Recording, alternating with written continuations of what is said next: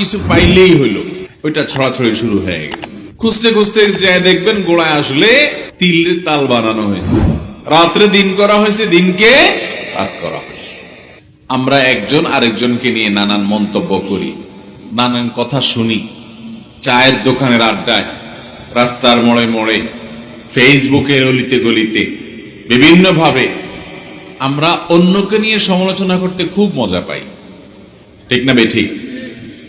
এই সমালোচনা করতে গিয়ে দেখা যায় তার সম্পর্কে আমরা এমন কিছু জানলাম, একজন এসে একটা বলল, আরেকজন এসে একটা বলল, লোকটাকে খারাপ বলল, আপনিও মনে করলেন লোকটা এত খারাপ, অথচ আপনি নিজে জানেন না, এবং এরপর আপনার কাছে সুস্পষ্টভাবে প্রমাণিত নয়।